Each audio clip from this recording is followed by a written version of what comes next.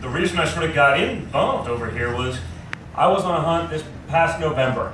About 2 weeks after we had won, I was on a plane here with my little man. He's about 7 years old, and start some of that father-son bond that you can do around a hunting camp and around a campfire, and those values that are so American. Generational stuff, all the stuff that kept me out of trouble. Not to say I was perfect, maybe close, but not quite. But it was that, waking up to be in a duck line, or waking up to be in a tree stand, or going for weeks at a time to go on a hunting trip. That's probably kept me out of a lot of other trouble I would have gotten into growing up. And so I was in hunting camp, and I met a gentleman. He was a really nice guy. Turns out to be your esteemed Senator, Steve Daines. Yeah.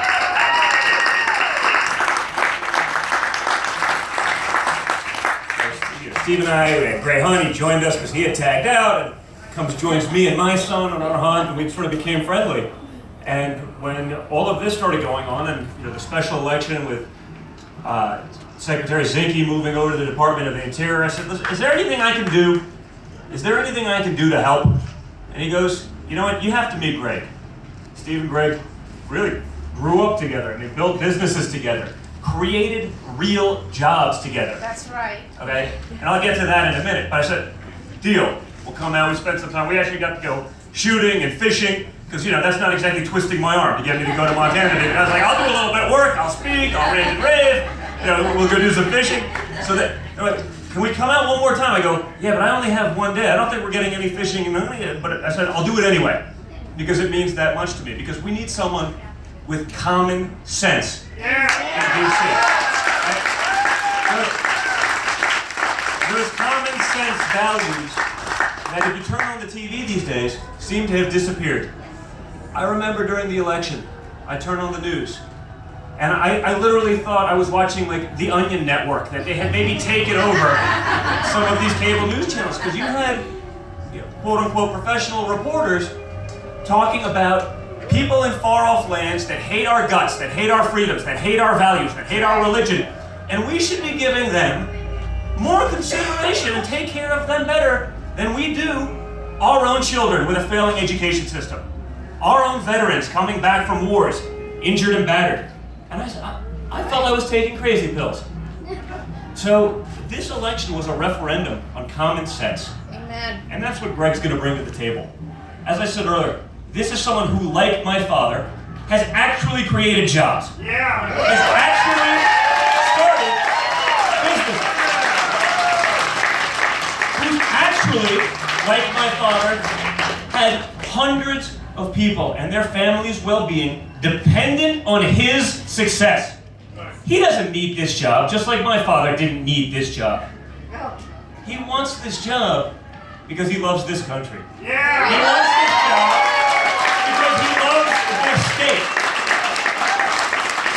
He wants this job because, like me, he doesn't believe that the money pouring in from LA, from New York, from Rosie O'Donnell, the endorsements of the other candidate, from Rachel Maddow, he doesn't believe that those are Montana values. And guess what? I agree with him.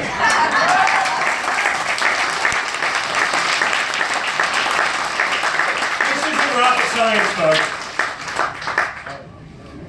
Let's talk about jobs for a little bit. I loved when our opponent talked about job creation on the campaign trail. Because it was amazing. Because I go, what jobs have you ever created? Other lobbyists, I understand, that's a different story. But real jobs with hard-working Americans, where they can go and use those funds to take care of their families, to have a family structure. How about that for a concept these days? To do these things, you need someone who's actually done it.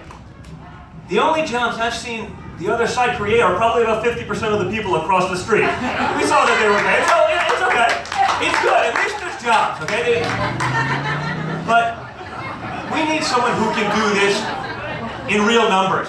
We need someone who can do this in mass. When you talk about the regulations that my father has rolled back to allow big business, and more importantly, to allow small business to succeed and not be penalized by ridiculous regulations, by laws that are so confusing, a small business needs more people in their legal and accounting departments than they do in manufacturing. ridiculous. It is sad. That's right. It is sad. You know, we want to put those hard-working Americans back to work because they want the work. Unlike so many people, they actually want those jobs, and they're willing to put in the sweat to get these things done. Hey, we're in Butte. Look at what we've done as it relates to the mining industry. The rollback of some of the nonsensical regulations that have put that industry out of business. And by the way, that's not just about jobs, whether we're talking copper or coal or anything. That's not just jobs. That's also national security. Yes. If we can have that energy independence, if we can utilize the resources that we have in our ground and put our men and women to work, I mean, that's like a triple win. Because we're also not sending that money to far-off lands, to places where they hate our guts, our values, our religion, as I spoke about earlier. That's just common sense. That's a win-win. And that common sense is what's gone missing in this country. That's what this election was. This was a referendum on common sense because you finally had a candidate that had the guts. There's other words for it, but that had the guts to have this conversation. Someone who has the guts to say those things. To not necessarily have to sit there and worry about what someone else is going to say about that he's a terribly mean person because he spoke the truth. Well, guess what, boys and girls? Sometimes we have to speak the truth. Sometimes we have to say what's really happening and not just hide in our corners and worry about the PC police and what they're going to say about us. That's what we have an opportunity to do. And we need it. You've seen it over the last few weeks. Even people in their own party, they've gotten really rich, they've gotten really comfortable in the DC area, right? Inside the Beltway. You know, this is a bipartisan problem.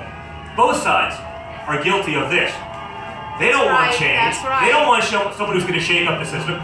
They don't want someone from outside the system because they've learned how to work that system to their benefit at the expense of hard-working men and women of this country. That's right. So we got to change that. We need to get someone like Greg in there who, again, doesn't need this job.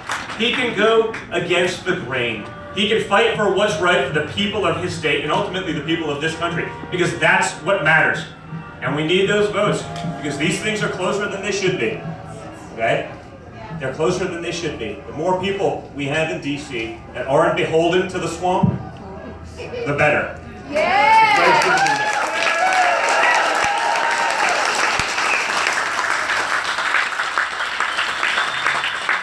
Now I know, historically, Butte's sort of a very, let's call it Reagan Democrat. I may call it, based on the numbers, I'm going to call it a Trump Democrat town.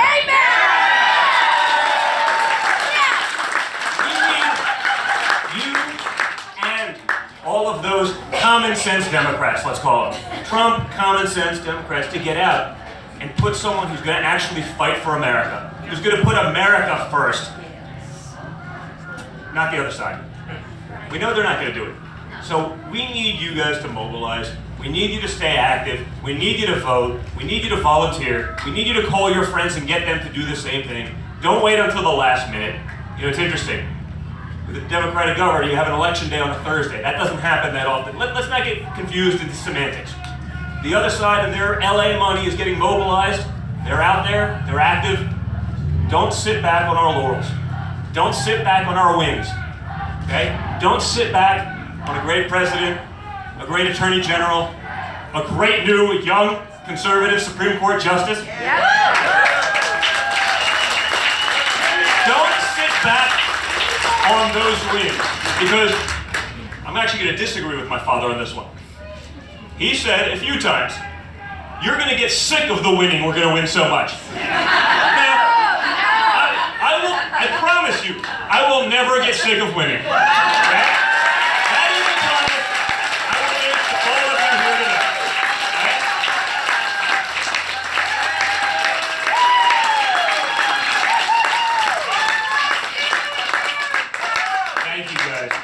So, help us keep that winning streak alive. Help us make it possible, not just in 2 weeks, but to continue it for the next 8 years. Because that's what's going to allow my father to exercise his entire vision.